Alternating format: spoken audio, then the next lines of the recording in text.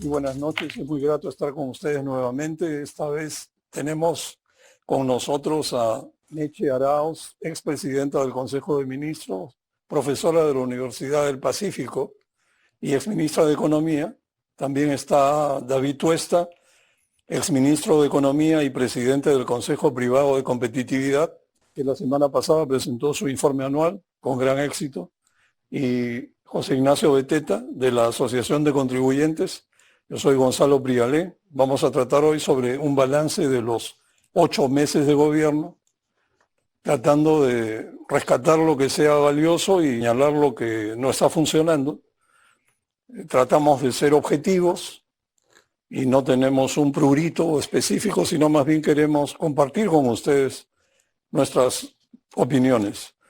Meche, ¿podrías hacer un mapeo de tu idea sobre este asunto?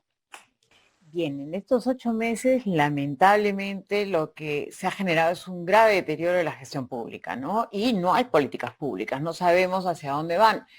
Algo sabemos ya porque las declaraciones recientes que ha hecho inclusive el primer ministro esta semana indican de que ya no están cambiando de rumbo hacia una asamblea constituyente. Por ejemplo, él cuando ha hablado del tema de la alza de los precios ha dicho que él no va a intervenir en los mercados, más allá del tema del combustible, pero no en el mercado de alimentos directamente, con fijación de precios, porque eso no está dentro de la economía social de mercado. Entonces, nos da un poquito de tranquilidad por ahí, pero en general el deterioro de la gestión pública, porque han puesto funcionarios públicos que desconocen las materias, porque han sacado a muchos funcionarios que tenían años técnicos, ¿no? Y que los han sacado simplemente porque quieren copar esos espacios, ha deteriorado toda la gestión, ¿no? Por ejemplo, la inversión pública, desde que ellos entraron, se ha ralentizado, si es que no se ha paralizado.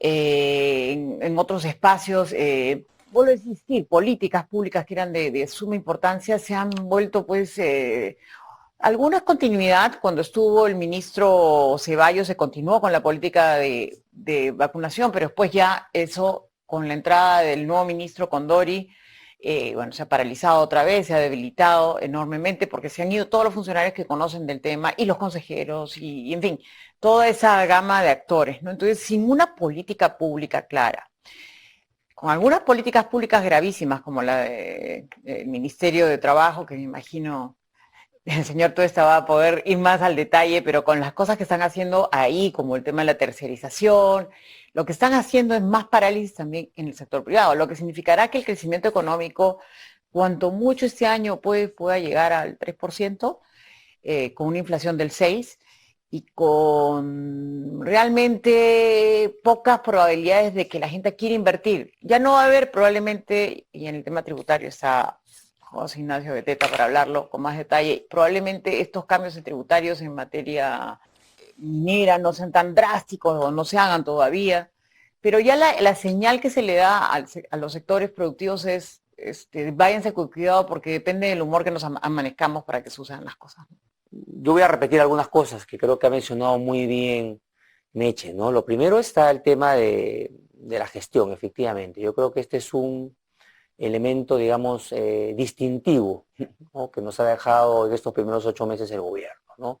Una mala gestión, evidentemente, y que se refleja, digamos, por un lado, digamos, en algunas cifras, como puede ser el tema de la inversión pública, que ha venido cayendo de manera muy preocupante, 2 dígitos en los últimos 5 o 6 meses, de donde hay información, ¿no?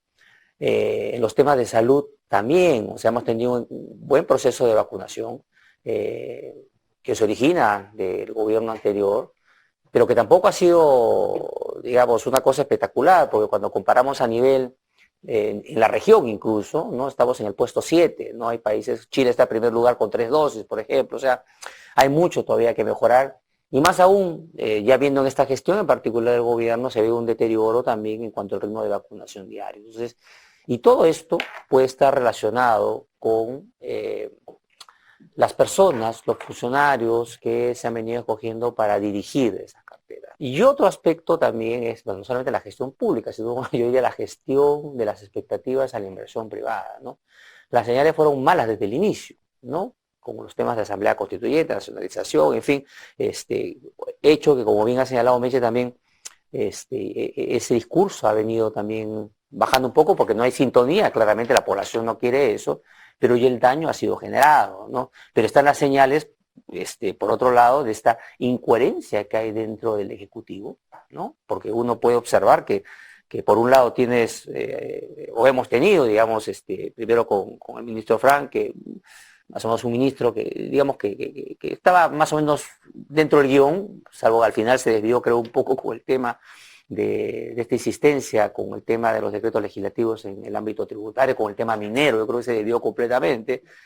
Pero bueno, tenemos ahora al ministro Graham, que está, creo, dando señales adecuadas, pero es uno dentro de una mesa de unos compañeros de carpeta, pues, vamos, con qué se puede hacer como ejecutivo. Y ahí tenemos el tema laboral, justamente, donde tienes a una ministra de Trabajo que tiene una agenda que la ha puesto sobre la mesa, su agenda 19, que está empujándola con todo, entonces que esto limita bastante la gestión. Y ya para acabar, en 30 segundos, yo creo que se está desperdiciando, por otro lado, una oportunidad tremenda ahora, ¿no? Con los precios de los minerales, más allá de las distorsiones que está generando sobre la inflación, sobre los precios, que es un fenómeno mundial, pero nosotros estamos bendecidos pues, por tener realmente un sector minero competitivo, con bastante producción, líderes en la mayoría de metales, y que hoy deberíamos más bien estar generando un espacio para atraer más inversión.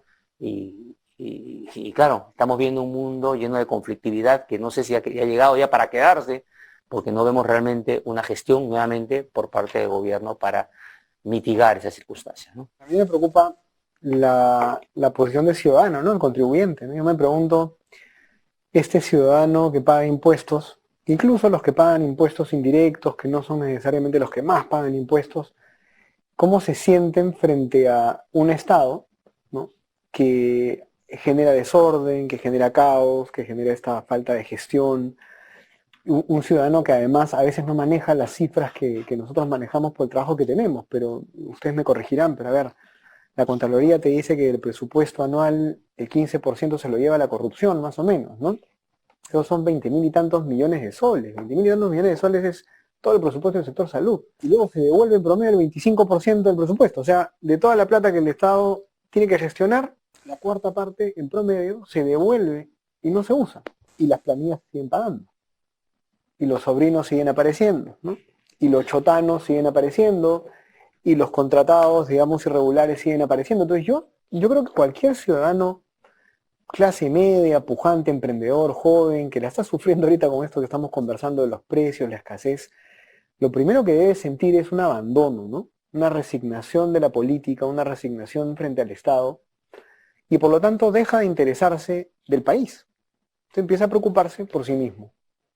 Yo creo que lo que nosotros estamos viendo hoy día, además de toda esta destrucción y deterioro de las instituciones del Estado, es una especie de decadencia, de desesperanza, ¿no? Del ciudadano peruano frente a las instituciones, ¿no? Entonces ya tengo que dedicarme a mí mismo porque si pago impuestos se los van a robar, así que mejor no los pago. Y ahí entra todo lo que hemos estado conversando, o sea, te quieren poner más impuestos, te quieren poner más trabas.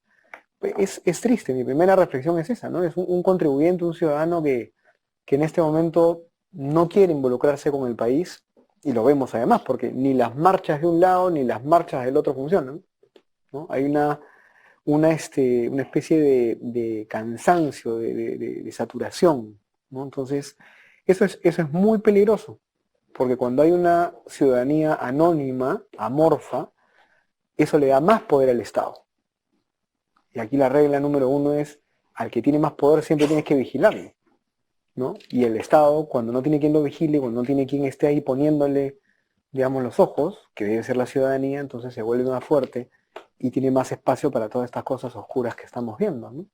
A mí lo que me llama la atención es la manera en que el gobierno, en vez de encarar su rol y asumirlo y liderar y diseñar políticas y aplicarlas y gestionar, más bien hasta ahora continúa diciendo que los problemas que ha encontrado se deben a 200 años de errores o fracaso, aunque últimamente han bajado a 30 años la cuota de errores y fracasos. Pero es básicamente la idea de yo llegué y me encontré esto y qué quieren que haga tan rápido y además no me dejan gobernar. Por eso yo quiero mostrar algunas cifras de los últimos 8 meses de la vida real de este gobierno, lo que ha hecho este gobierno, que si bien es cierto, los primeros 2 meses posiblemente era para prender la luz, conocer la oficina y aclimatarse. Los segundos 6 meses ya pues hay que actuar. Temas como la confianza del consumidor en marzo fue solo de 35 puntos sobre 100. Esta cifra es similar a la de el inicio del encierro en marzo del 2020. Hemos caído al mismo punto. En febrero el ingreso promedio ajustado por inflación, o sea, el salario real de un trabajador en Lima fue como de 1.640 soles promedio, 16% debajo de lo que fue en febrero del 2020 y 12% debajo del promedio de lo que fue en febrero del 2019. 42% de las familias limeñas en marzo esperan un deterioro de su situación económica en lo que resta del año. Esto es algo que no se ha visto desde abril de 2020, el peor momento cuando empezó la pandemia y todos entramos en pánico. El MEF informa en su consulta amigable que en febrero se ejecutó inversión pública en obras por 1.725 millones de soles. Esta es una caída de 20% respecto al mismo mes del año anterior. Y es la mayor caída de los últimos 20 meses. Esto es lo más llamativo, digamos. Ahora, el promedio de inversión pública en obras ejecutadas en el primer trimestre de los últimos 10 años promedió 13.3% del monto devengado anual. En este primer trimestre, al 30 de marzo, el devengado del primer trimestre de 2022 fue solo 9.3%. Es el nivel más bajo de ejecución en la década medida. O sea, no estamos mal, estamos peor que antes, peor que nunca. ¿Cómo han podido tan rápido producir tanto efecto? Eso es algo que llama mucho la atención. Hay que ser muy especial para lograr eso. Ahora, el gasto en infraestructura educativa, tanto se habla de educación y salud, y está en rojo desde agosto del año pasado. Y respecto al mismo mes del año anterior, ha caído 56% en diciembre pasado, 34% en enero y 41% en febrero de este año. Y el gasto en proyectos del sector salud en febrero, a cargo del ministro Condori, que empezó el 8 de febrero, cayó 68% respecto al mismo mes del 2021 y solo se desembolsaron 14 millones de soles. O sea, esto es lo que estamos viviendo. Entonces, necesitamos recuperarnos, necesitamos que la economía se reactive. Pero yo me pregunto, Meche, ¿cómo crees que esto podría hacerse en este medio de... Caramba, estas cifras cuesta trabajo creerlas y son de la vida real de este gobierno. No últimos 30 años, no últimos 200 años, últimos 8 meses. Claro, y es el gasto de vengado lo que muestras, porque a ver, habrá que ver cuánto es la ejecución física, ¿no? Claro. O sea, esa es la verdad de las cosas. Hablemos de eso. Bueno, realmente acá lo que vemos es que cada mañana ciertamente nos despertamos con un anuncio, una promesa de obras que se van a hacer, etcétera, pero son todas promesas como si estuviera hablando en campaña. Ya no se puede estar en campaña, uno tiene que tener planes asignados, no puede decir voy a comenzar a hacer un expediente técnico, ¿no? O sea, se tiene que decir, de lo que veníamos trabajando, estos expedientes técnicos se están ejecutando de esta manera y logrando de determinada forma, pero nada de eso está sucediendo porque todo lo anterior es malo, hay que refundar. Y claro, si tienes más de 50 cambios ministeriales en 8 meses, es imposible, porque eso corre para abajo, eso corre con cambio en viceministros, cambio en direcciones, cambio en unidades ejecutoras, es decir, todo el mundo cambia, nadie firma un papel. Obviamente, porque tiene miedo. Cada persona que ha salido denunciando que le han pedido que haga un favoritismo a algún amigacho de por ahí y ha dicho yo no firmo esos papeles. Eso es ilegal, varios viceministros o directores que han salido de las unidades ejecutoras. Vamos a ver, tú has presentado cifras dramáticas, pero ayer leía un artículo en Caretas, por ejemplo, hace un par de días, donde decían que en el salud, por ejemplo, donde ya ha habido 3 personas dirigiendo la entidad, varios de ellos con denuncias previas, ¿no? Decían de que no hay medicinas. Entonces, los pacientes llegan y encuentran que ya en las farmacias no hay compra de medicinas. O toman decisiones de hacer leyes que son absurdas, ¿no? Leyes donde dicen que las farmacias tienen que tener determinados productos genéricos permanentemente. Pero si no hay compradores, se llenan estas farmacias de inventarios que no necesitan y por lo tanto, cuando se vencen, tienen que volverlos a reponer. ¿Qué hace con eso? Aumentan los costos de las farmacias privadas. No estoy hablando de las grandes cadenas que lo pueden manejar, sino de farmacias pequeñitas, que con eso, chao, están fritas. Entonces, lo que estamos viendo es una serie de políticas que, por el otro lado, valgan verdades, en nuestro Congreso nadie está supervisando ni fiscalizando.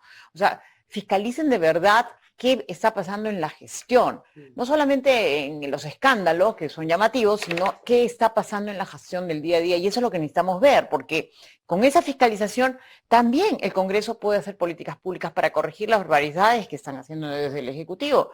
Pero bueno, ahí estamos viendo que el tema se ha quedado en una fiscalización más de nombres y escándalos que en la propia gestión. Hay un enorme ruido político, ¿no? Este asunto de vacancias, censuras y pataletas en el Congreso que no se materializan, impiden, pues, como señala Meche, ver el día a día, qué están haciendo. Y lo que están haciendo, como les comenté, y las cifras lo evidencian, es mucho para destruir la economía y poco para arreglar las cosas, o poco o nada para arreglar las cosas. Bueno, a ver, lo que queda claro es que tenemos probablemente el peor de los escenarios, ¿no? Domésticamente hablando, para impulsar crecimiento, que es nuestra gran preocupación. Ya ni siquiera estamos hablando de competitividad o productividad, un tema más a largo plazo. Es, a ver, ¿qué hacemos hoy, no? Simplemente para dar un poquito más de cifras sobre esto que se señalaba bastante bien del tema de estos cambios de manera intensiva que se generan en los altos cargos o los altos funcionarios públicos en el país, ¿no? Fíjate a niveles de directores generales, ¿no? Que de alguna manera sería el staff, los que quedan ahí para más allá de los cambios ministeriales que se puedan producir. Entre el año 2016 al 2021, que es la cifra que teníamos en el Consejo Superior de Competitividad, el promedio de rotación en los cargos, en los directores de generales era de 9 meses.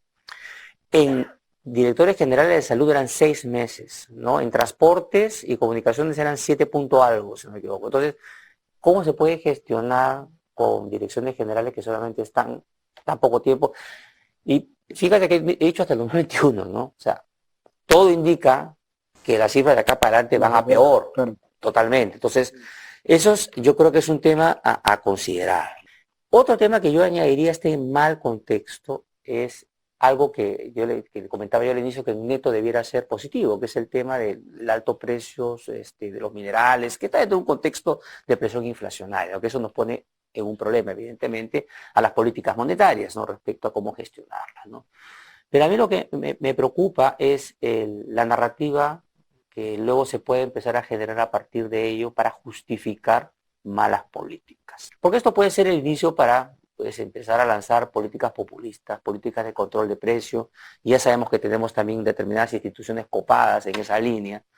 Estamos ahora jugando, el ministro de Economía está haciendo bien, creo, jugando un poco con el tema del Fondo de Estabilización Fiscal, pero habría que ver más adelante, cuando las presiones sean mayores, qué va a pasar con ese FEF y si no va a haber otras cosas que de repente quieren incorporar en el camino. Ahí tenemos un problema, ¿no? Y luego está también la otra narrativa, ¿no? Que la que ha sacado recientemente el ex ministro Franke respecto al informe del Fondo Monetario Internacional, que ha hecho pues ahí un link ahí espectacular, ¿no? Diciendo pues la crisis de Ucrania, y entonces más impuestos, ¿no? Justamente para financiar para los programas sociales y ayudas, etcétera, ¿no? Entonces ahí esto se termina complejizando aún más. Entonces, pero no hay capacidad de gasto. Entonces, claro, pero se pide más, ¿no? Se pide más, y más aún teniendo en cuenta las cifras que ha mencionado José Ignacio, ¿no? Los números que ha mencionado el presupuesto de corrupción, si no me equivoco, ya en términos de PBI, era 3.5% del PBI, pero también están el desperdicio que se hace del gasto público, ¿no? Que el BID estima que es 2.5, más o menos, del Producto Bruto Interno. Entonces, no creo que se pueda sumar el 3.5 con el 2.5. Alguna duplicidad habrá, pero es un montón de plata. Eso te dice, o sea que, y va a ser muy complicado, eso es lo que debería aprender o entender, digamos, las posiciones un poco dogmáticas de izquierda, que antes de plantear, digamos, más impuestos en las condiciones actuales, una reforma tributaria grande, yo creo que el ciudadano lo que exige es una reforma del gasto en primer lugar, ¿no? Entonces, esto como condicionante. Entonces, ¿qué poco nos queda en todo caso para tratar de anclar, no sé si el crecimiento ahora, pero al menos un crecimiento futuro en algún momento cuando despierte, ¿no? Alguien que diga que hay que gestionar esto? Es la parte de estabilidad macroeconómica. Yo creo que esa es la parte que tenemos que defender con uñas y dientes, ¿no?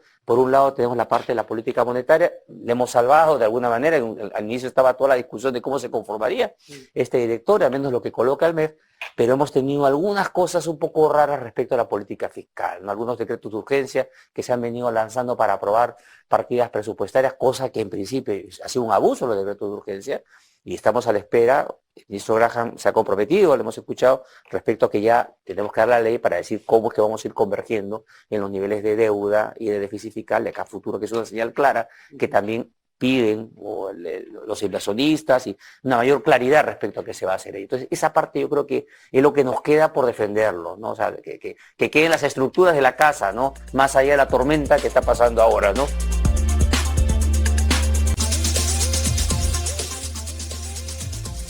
Todo esto que ustedes mencionan, ¿no? Al final, como lo mencionaste tú, Gonzalo, termina siendo opacado por una especie de pelea de encuestas, ¿no?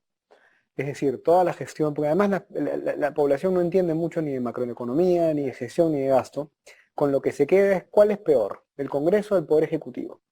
Y entonces tienes un Congreso que termina armando su agenda, mirando al presidente y a ver qué dice el presidente, y a ver qué dice el Aníbal Torres, y a ver qué dice el otro ministro, mientras que faltan tantas cosas por supervisar, fiscalizar en provincias, en regiones. Los colegios se caen a pedazos de verdad. O sea, este retorno a clases es un retorno a clases bamba.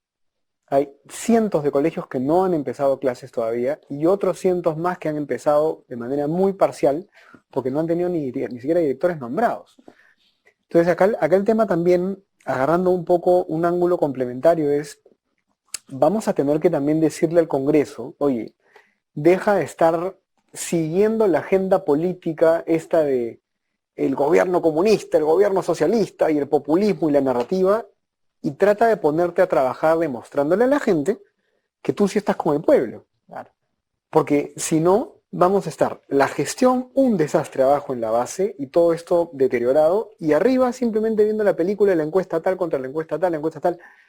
Y eso al final es muy peligroso otra vez, ¿no es cierto? Porque nos estamos preocupando por las luces de Bengala, digamos, ¿no? Y la educación, la salud, que se sigue en una situación muy precaria. Y yo les hago esa pregunta, ¿no? Justamente mi pregunta es esa, ¿cómo hacer que Castillo, si tú tienes a Castillo ahorita, que como ustedes bien han dicho, lo han ido moderando, ¿no? Uh-huh. Se nota que lo han ido moderando, lo han ido parametrando un poco. Entonces ha quedado un poco ahí en el medio. Pero no está haciendo absolutamente nada, o casi nada. Y tienes un Congreso que le anda siguiendo la agenda política revanchista, o también por un tema de ganar legitimidad, y tampoco hace nada. ¿No? Es populista también, ¿no? Sí, y una parte muy populista. Entonces, ¿cómo haces que la ciudadanía, cómo haces que los líderes de opinión, cómo haces que la prensa les ponga en agenda los temas que son importantes para el pueblo, en vez de que estén ellos dos, estos dos poderes, dándose de uno al otro con palo, digamos, para ver quién tiene más puntos en la encuesta, ¿no? Bueno, tú sabes que voy a decir un policherry a donde trabajo, desde la Escuela de Gestión Pública de la Universidad del Pacífico, estamos trabajando con los equipos parlamentarios, capacitándolos en temas de política pública, en temas de gestión pública, para que tengan herramientas adecuadas, ¿no? Esos son los asesores, los técnicos, digamos, pero creo que de esa manera podemos contribuir a ayudar, pero creo que de hecho tenemos que trabajar en proponer una agenda de políticas públicas que sea viable, que sea justa, que sea incluyente, pero que no pueda pues llevarnos a este derrotero muy peligroso, porque, bueno, lo conoce David con detalle, porque lo hemos conversado muchas veces, el tema, por ejemplo, de reformas en el tema laboral y pensionario y de seguridad social en general, que son peligrosísimas para la estabilidad macro y por el otro lado para la seguridad de las personas en términos de sus propios ahorros, en términos de sus posibilidades de tener una vida digna, ¿no? Y yo creo que por ahí podemos trabajar una agenda, yo creo, interesante, ¿no? Y si me dejas, han salido varios temas ahora, ¿no? El tema que menciona, las preguntas que ha hecho José Ignacio y los puntos que ha puesto Meche por el tema de gestión pública, por ejemplo, creo que es muy importante, ¿no? El tema es que, claro, ¿no? Esta preparación de gestores, ¿no? Públicos, ¿para quién? ¿No? O sea, hoy lamentablemente, yo creo que es importante pensando a largo plazo, porque habrá que reconstruir esto, ¿no? Que lamentablemente se está golpeando muy fuerte, ¿no? Digamos, ya ha habido una tradición, no, la palabra no es tradición, pero una tendencia, vamos a decirlo así, hace bastante tiempo de maltrato al funcionario público, ¿no? Eso es verdad. Conocemos muchísimos casos de gente de primera, ¿no? Que si no sales con juicios, es, vamos, una cosa rara, ¿no? Y esto genera un efecto de demostración luego al resto de que, claro, efectivamente me paralizo. Y más aún con lo que estamos observando ahora. Es un tema ahí que va a ser importante reconstruir. Y el otro tema que ha mencionado, Meche, claro, que yo creo que hay que dimensionarlo, es que antes de este gobierno, los chicos malcriados, ¿no? Estaban solamente en el Congreso, ¿no? El Ejecutivo era el mayor, ¿no? El que ponía un poco de orden, ¿no? Ahora estamos en un escenario en el cual tienes a los chicos malcriados que han volado, ¿no? Entonces eso complejiza más las circunstancias, ¿no? Y en el tema del Congreso a mí, y ahí tengo que señalar, me preocupan muchísimo muchas de las normas que están saliendo y que ya están empezando a tener ya impacto inmediato, ¿no? Por ejemplo, a mí me preocupa demasiado la justificación que señalaba Standard & Poor's respecto a por qué nos bajaron el grado de inversión, ¿no? La parte política, bueno, ya lo sabíamos, pero dejó muy claro que una de las razones fueron los retiros que se aprobaron en el Congreso anterior y hoy se está insistiendo ya aprobar el 100%, ¿no? Entonces, esto tiene un impacto ya más allá del afiliado, ¿no? Esto es un impacto país, ¿no? Estamos ya destrozando el mecanismo por excelencia de generación de ahorro a largo plazo, de financiamiento en soles, ¿no? Ya el MEF, en sus cifras ha indicado que ha tenido que emitir en dólares, ya, porque no tienen demanda en soles. Entonces, si desapareces eso, yo creo que ahí nos vamos aproximando muy rápidamente en camino a perder el grado de inversión, eso sin dudarlo, ¿no? Eso es a mí, y ahí entramos a una dimensión desconocida, ¿no? O bueno, conocida, pero habría que remontarnos a los 80. Pues yo creo que estamos en un momento bien difícil, hasta yo diría al borde de algo trágico. El tema es que el gobierno propicia una enorme incertidumbre política con una retórica hostil al sector privado. ¿Esto cómo puede atraer inversiones grandes, pequeñas, medianas, nacionales o extranjeras? Es un sinsentido. Por otra parte, el Estado tiene una incapacidad tal de gestión que pensar que pudiera recurrir a empresas públicas para hacer algo. Bueno, en el caso de Petroperú, por ejemplo, han logrado prácticamente sí, eso, destrozar una empresa en muy pocos meses, que no estaba en buena situación, pero ahora está peor que nunca. Una degradación total de la calidad y destruyendo valor a una velocidad que cuesta trabajo creer cómo pueden hacerlo. O sea, creo que muchos de nosotros, aunque quisiéramos, no podríamos hacerlo. Y por supuesto que estamos en otra línea, pero noto que la regla de juego del gobierno básicamente es quebrar las reglas del juego de la economía formal y destruir la iniciativa privada, ¿no? Eso se nota mucho en la Agenda 19 del Ministerio de Trabajo que se está implementando, que le quita sentido a la generación de empleo formal y a la seriedad, y más bien promueve la precarización del empleo.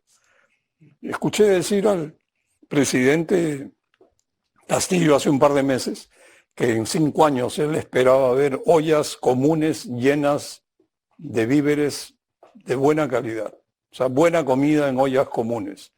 Yo ingenuamente pensé, ¿será algo romántico? ¿Cuál es su idea? Pero ahora me doy cuenta, esa gente es la clientela ideal que después va a hacer las marchas. Van a marchar por el gobierno, son marchas forzosas, o sea, esa es su manera de tener un público cautivo, ¿no? O sea, esa es la línea de gobierno. Entonces, ¿cómo se puede al mismo tiempo pensar en algunas medidas razonables que básicamente a todos nos gustaría ver? Porque la verdad es que se está cayendo los ingresos, se está precarizando el empleo, suben los precios de los alimentos básicos, hay huelga de transportistas, hay paros agrarios por doquier, y todo esto podría terminar, como dice David, en control de precios, y eso sí que es temible.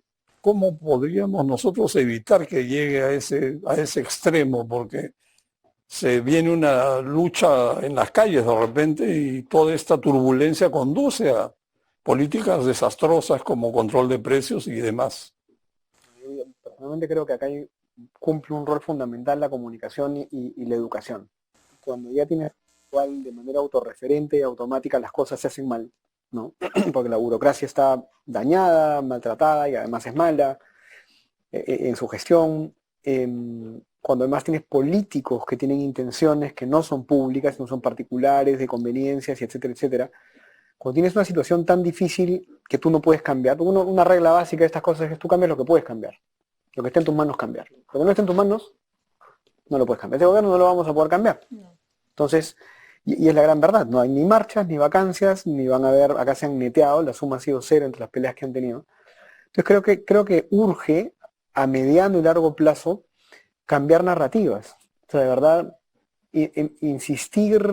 incidir muchísimo en esto que tú mencionabas, pero con lujos de detalle. O sea, la población tiene que entender que un político que le promete que va a eliminar la tercerización, lo que está haciendo es eliminar la movilidad social. Porque de abajo hacia arriba las empresas van creciendo así. Por eso hay que explicárselo a la gente desde abajo, o sea, como un tema de movilidad social. Cuando una mina es quemada o una mina es tomada a la fuerza, lo que tienes que explicar a la población es que el día de mañana puede ser su bodega, puede ser su negocio, puede ser su casa, y que la policía no lo va a defender, y que eso está mal, que la violencia siempre está mal. Entonces, en cada abuso y en cada evento de romper las reglas de juego, romper, digamos, la legalidad, tenemos que esforzarnos por explicarle a la ciudadanía qué es lo que está detrás de eso. Y comunicárselo no de manera técnica, sino de manera cercana, de manera muy humana. Y bueno, y eso no dura pues 2 o 3 meses, eso dura años. Eso va a ser un trabajo de años de explicar a la ciudadanía, mira, si tú no tienes orden, Estado de Derecho, legalidad, un sistema de justicia decente, si tú no le pides al político que rinda cuentas, si no tienes transparencia, vas a vivir en la selva y te vas a acostumbrar a vivir en la selva. Entonces, bueno, si quieres vivir en la selva, vivamos en la selva. Ahora que hay un tema bien importante, al corto plazo, ¿no? Que tenemos que tener ojo y trabajar, son las elecciones que vamos a tener el segundo semestre. Y es una nueva camada de políticos, no sabemos cómo, porque están con nuevas reglas electorales, ¿no? Pero va a ser muy importante que tengamos mucho ojo sobre eso y señalar qué políticas públicas se pueden hacer a nivel de gobiernos regionales y gobiernos subnacionales, o sea, de municipios y distritos, ¿no? Porque creo que puede ser una oportunidad también de corregir política pública si hay un buen consenso de buscar políticos que orienten su política al desarrollo local y regional de la mejor manera. Por ejemplo, política agrícola, agropecuaria en general. La propuesta de la reforma agraria número 2, bueno, es una propuesta muy sin forma, ¿no? Digamos, yo estoy clara y convencida de que sí tenemos que trabajar con la agricultura familiar, pero orientarla al encadenamiento, ¿no? O sea, que se encadena cadenas de valor, porque oportunidades hay. O sea, los productores de palta que están en Ayacucho, claro que podrían ser exportadores en condiciones adecuadas, con buenos sistemas de riego, con buenos sistemas de comercialización y encadenamientos, podrían ser parte de eso, porque son mucho más productivas que inclusive los productores de México, que son los grandes productores de Michoacán, ¿no? Pero ahí hay política pública que puede hacerlo el gobernador. Entonces yo creo que, por ejemplo, podemos orientar nuestra asesoría, nuestro esfuerzo de encaminar, pero tenemos que orientar también al elector. Elige a aquel que te va a dar oportunidades de trabajo, no que te destruya trabajo. Y lo que estamos haciendo hoy día es elegir personas que destruyen trabajo con estas políticas que tienen en mente, ¿no? O sea, ¿a quién beneficia? Porque ni siquiera los sindicatos están contentos. O sea, cuando uno ve lo que sucedió después de el cambio de la ley de promoción agraria, ni los sindicatos están contentos con lo que ha sucedido, porque han perdido la oportunidad de tener mejores servicios, estar más conectados con la realidad económica del mundo, en un momento donde hay una demanda por alimentos enorme. O sea, es la oportunidad. Entonces tenemos que trabajar en ese sentido, orientando este proceso electoral con más fuerza. Yo creo que la prensa y nosotros desde la academia o las ONGs en las que estemos tenemos que estar poniendo el corazón en orientar ese proceso electoral, ¿no? En principio, de acuerdo en general con todo lo que se ha manifestado, lo que se ha puesto en la mesa sobre este tema, ¿no? La evidencia tenemos a montón, ¿no? Respecto al daño que significan las medidas que se están planteando. Y coincido en que lo que se tiene que trabajar muchísimo, ya como parte de contención o de lucha por parte a través de la opinión pública, de intentar vender mejor, digamos, mucho de los datos que nos señalan del daño que se generaría con varias de las cosas que se están planteando desde este gobierno. Porque el gobierno no lo vamos a esperar, lamentablemente eso queda claro, ¿no? Lo más que podemos, por ejemplo, a ver, la única estrella, el único la padula que tenemos ahí en el gabinete es el ministro Graham, ¿no? Y el señor, yo no sé si la padula, creo que Gales en todo caso, porque va a tener su gran rol, va a ser tratar de que no le metan más goles, ¿no? Y de hecho, ni bien se sentó al minuto le metieron uno, ¿no? Que fue el tema de la tercerización, justamente, que no hubo oportunidad de reacción, ¿no? Y claro, y luego está una cosa dentro de este trabajo que tenemos que hacer de poner mayor evidencia es en aquellos sectores que claramente son nuestros estandartes de competitividad, ¿no? Agroexportación y minería. Yo creo que todos seguramente conocemos alguna empresa, una industria de otros sectores que seguro que compiten, pero si tuviéramos como sector, ¿no? Claramente, minería y agroexportador. O sea, tú ves, todos los productos están en los primeros lugares del mundo, están claramente ubicados, etcétera. Y detrás de ello, nuevamente, políticas y mercados que refleja una productividad bastante alta, ¿no? Y claro, tienes a sus trabajadores también participando en esos sectores con salarios promedios por encima del mercado. Quisiéramos que eso llegara a todo el mundo, ¿no? Y justamente estas cosas son las que necesitan trabajar, no solamente en el plano, efectivamente, de las políticas, pero en el plano comunicacional definitivamente, ¿no? Sigo pensando en lo que mencionabas, que es el tema de las elecciones, que eso es interesante, ¿no? Es bueno vigilar de nuevo quiénes son los candidatos que llegan y poner todos estos mensajes en la mesa, digamos, ¿no? O sea, creo que ¿qué más pasa con el Congreso, ¿no? Nos quejamos del Congreso, 80% de desaprobación, y el Congreso es el espejo del Perú. O sea, nosotros hemos elegido a los congresistas que están ahí. Y eso pasa con las elecciones regionales y municipales. Son el espejo del país, porque el alcalde distrital es lo más parecido a un peruano que existe. El peruano promedio, así como el alcalde provincial y así como el gobernador regional. Pues ya cuando uno habla de ministros y de viceministros, generalmente son personas que tienen un nivel académico, supuestamente, nosotros en este momento ya no tanto, pero antes mucho más reconocido. Pero la ciudadanía tiene que entender que ese político que pone en la municipalidad, ese político va a ser el que va a estar a su lado y el que va a hacer las cosas bien, o el que se va a robar la plata, o el que va a hacerle daño a su familia, el que va a hacer que su ciudad sea más segura. Y ahí hay mucho por hacer, ¿no? Y es un tema de generar institucionalidad, ¿no? Eso obviamente ya es un tema que comienza a lidiar con legislación y normas, que son reglas de juego, digamos, para el futuro, que son importantes, ya pensando un poco a largo plazo. Yo he conocido muchos actores políticos en mi vida profesional, ¿no? Muchos alcaldes que a veces están atados de manos porque no le están dando los servicios. Ellos pueden ser buenos canalizadores de las demandas que tienen las comunidades. Porque dicen, oye, no puede ser que no me estés dando los recursos adecuadamente. No es que me des la plata para yo gastármela así, sino, oigan, tengamos una planificación adecuada de la entrega de los recursos. Desde el mes se ha hecho muchos esfuerzos para planificar mejor la inversión pública, ¿no? Y que llegue con mayor facilidad. Se creó el InviertePE para facilitar algunas cosas que se limitaban con los sistemas anteriores, pero volvamos a focalizar en cómo llegamos con servicios públicos, porque si no la gente se siente insatisfecha y con justa razón y cree que es el gobierno central solamente, pero a veces puede ser un alcalde que no ha podido lograr comunicar adecuadamente. Facilitémosle la vida a ese alcalde para trabajar, pero que ese alcalde esté preparado para la gestión. Y ahí vamos llegando a uno diría yo, de los temas importantes de fondo, ¿no? Mal proceso de descentralización que tuvo el Perú, definitivamente, donde se empezaron a hacer un traslado de funciones, o sea, desde el punto de vista de teoría de la descentralización, pues tiene sentido, ¿no? Acercar, ¿no? El gasto, el impuesto, la gestión al ciudadano, pero el elemento clave es la gestión, ¿no? Y la rendición de cuentas. Y exactamente, y no había un proceso ordenado de acreditación que hubiera sido muy importante, ¿no? Digamos, ir cumpliendo requisitos, ¿no? Para ir tú accediendo a tener una mayor gestión hacia el ciudadano. Entonces nos encontramos ahora pues con que en la ejecución de los recursos del canon, constantemente, pero como un reloj, 40% queda sin ejecutar, ¿no? Y hay regiones como San Marcos, la más rica de las regiones mineras o distritos mineros en el Perú, que ejecuta 25%, o sea, 500.000 millones de soles al año. O sea, es que no tiene sentido, ¿no? Y después, cuando queremos solucionar el tema, pues ya lamentablemente la cancha ha sido pintada mal, ¿no? Como tú ahora dices que vamos a hacer una mejor redistribución. Es que ahí eso nos complica muchísimo, muchas de las cosas, incluso hasta comunicacionales que estamos hablando ahora. Cada quien ve la realidad a su manera.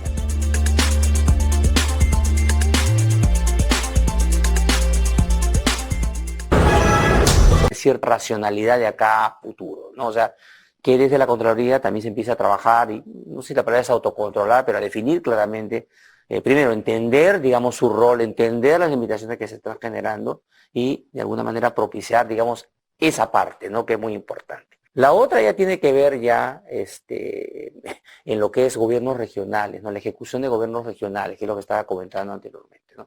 Y ahí particularmente me preocupa muchísimo a mí desde hace bastante tiempo todo el tema de la ejecución del canon, ¿no?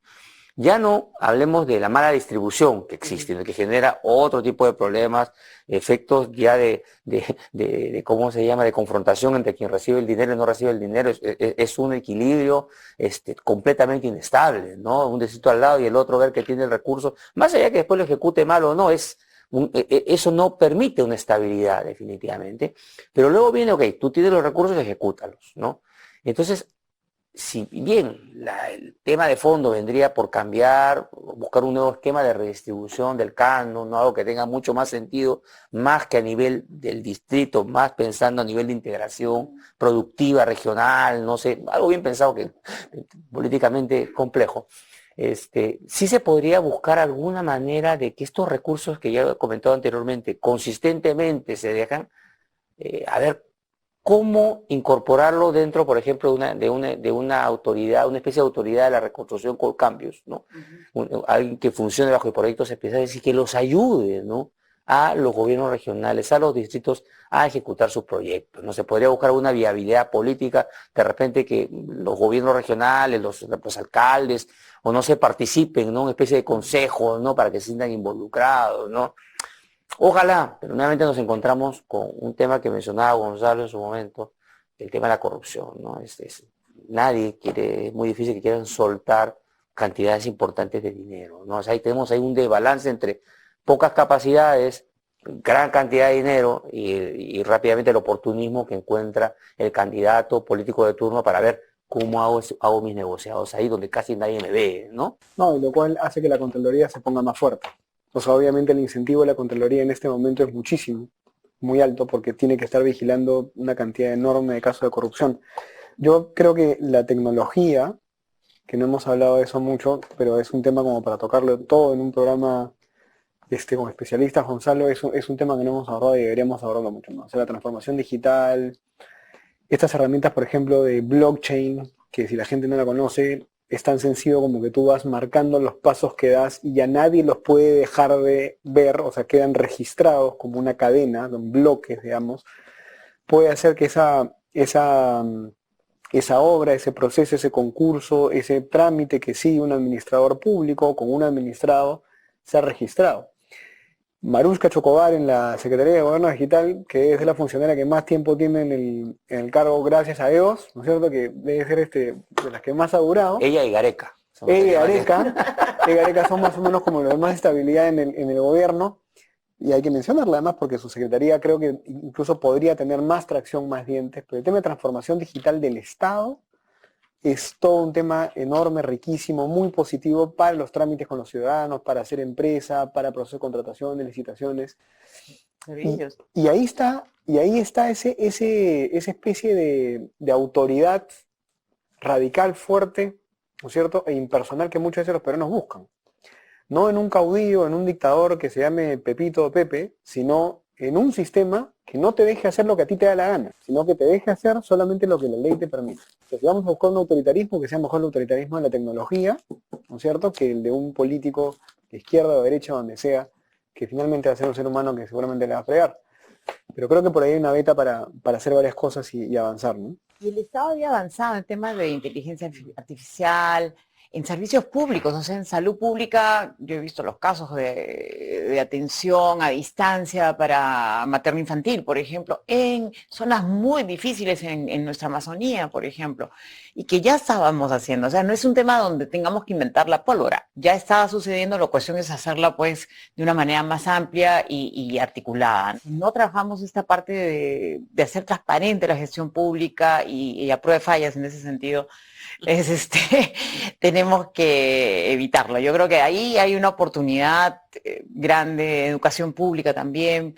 O sea, ¿por qué tenemos que construir miles de colegios más cuando podemos habilitar un espacio adecuado donde podemos integrar lo híbrido? O sea, sí necesitamos el contacto real, pero tenemos que trabajar entendiendo además que vamos, estamos entrando en una etapa donde el bono demográfico también está cayendo, entonces de repente tenemos que ver qué tipo de escuelas tenemos que generar que sean aquellas que nos permitan tener mayor impacto. Justo estuve en un debate sobre estos temas en Naciones Unidas y es hoy día la tendencia, una mejor educación utilizando todas las herramientas.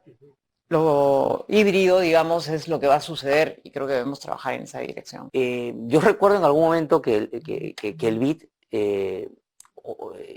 ofreció a varios gobiernos, digamos, estuvo trabajando todo este tema de esquemas o plataformas de control de corrupción a través del uso de blockchain, ¿no? Pero nadie quiere, pues en principio no hay gobierno que tenga el incentivo, y eso dice mucho a veces de nuestros gobiernos de querer implementar eso porque visualiza, ¿no? Lo cual es importante. Y ahora con los datos abiertos que se está poniendo a disposición, ya uno empieza a hacer cosas. Por ejemplo, hoy podemos hablar del proceso de vacunación, cruzar información, datos, decir que lo está haciendo mal diariamente, gracias a estos datos abiertos de vacunación que existen, ¿no? Podemos hablar en el tema de vengados, ¿no? En el tema de infraestructuras y también podemos indicar algo gracias a los datos abiertos que hay. Ojalá en su momento podamos tener y hablar más en términos de avance físico de obras, etcétera. Pero ese es el tipo de cosas que creo que se tienen que aprovechar, cruzar información y justamente temas para tomar decisiones con información granular que ya existe. Yo creo que es una oportunidad ahí que debiéramos aprovecharla, ¿no? Pero se requiere buena intención, ¿no? En nuestro gobierno, ¿no? Cosa que hoy es escaso, lamentablemente. Este gobierno, si optara por el camino correcto, tendría que impulsar las inversiones, reducir la incertidumbre regulatoria y política, formar, o más que formar, incorporar equipos técnicos en el gobierno, desarrollar inversión pública de calidad, impulsar APPs, asociaciones público-privadas para el cierre de brechas con PMOs, y priorizar el programa País con la OCDE para seguir impulsando. El trabajo de Meche fue tremendo en ese sentido. Sí. Hemos dejado todo para hacer reformas camino. pro mercado. O sea, pero estas son las cosas sensatas. Entonces uno se pregunta, ¿será pedirle peras al olmo? Porque por otro lado, ya que estamos haciendo un balance de los primeros 8 meses del gobierno, yo diría que en general el gobierno no está mostrando resultados de su gestión en cada sector a su cargo. Entonces tenemos un deterioro de la gestión del Estado, un deterioro de la economía de las familias, caída de la confianza, estamos implosionando y decreciendo. Sin embargo, las cosas que debieran hacerse están claras, pintadas en la pared, pero no logramos transmitirlas y tampoco creo que habría acogida en este gobierno. Entonces, la pregunta final sería, ¿cómo el país puede sobrevivir 4 años más de lo mismo? La economía va a ser destrozada y eso nos va a arrasar a todos. Eso es lo que creo que compartimos como preocupación y ojalá encontremos maneras de lograr que las cosas se muevan en el sentido correcto. Lamentablemente el camino al infierno es lento, ¿no? Entonces uno puede ver varios países alrededor y siguen vivos ahí, ¿no? El tema es que habría que ver cómo viven ahora, ¿no? Este es un tema que a mí me preocupa muchísimo, ¿no? Digamos, ¿qué Perú nos espera de acá a futuro? ¿Habremos mantenido el grado de inversión? Por ejemplo, eso para mí yo lo pongo un gran signo de interrogación, ¿no? Estaremos creciendo ya por encima del 3% en promedio, al menos, y ya eso es pedir, mire que estoy siendo bastante regalón, estoy pidiendo bajito, ¿no? Porque este país tiene para crecer en su potencial por encima de 4,5, ¿no? O sea, o seguiremos creciendo al tiempo que estamos viendo ahorita, 2, ahí besando el 2,5 acá a futuro. ¿Qué prosperidad o qué reducción de la pobreza puedes traer con esos niveles de crecimiento? no veo viabilidad, digamos, honestamente, bajo el mismo contexto que estamos observando, ¿no? Lo único que queda a estas alturas del partido, pues siguiendo con el fútbol, es la fe de Cuto Guadalupe, ¿no? Hay que tener fe de que esto va a cambiar en algún momento, que alguien se va a iluminar, pero si no, bueno, yo creo que el retroceso... Bueno, yo puede creo ser que con enorme. ese mensaje de fe le damos las buenas noches y gracias por su sintonía.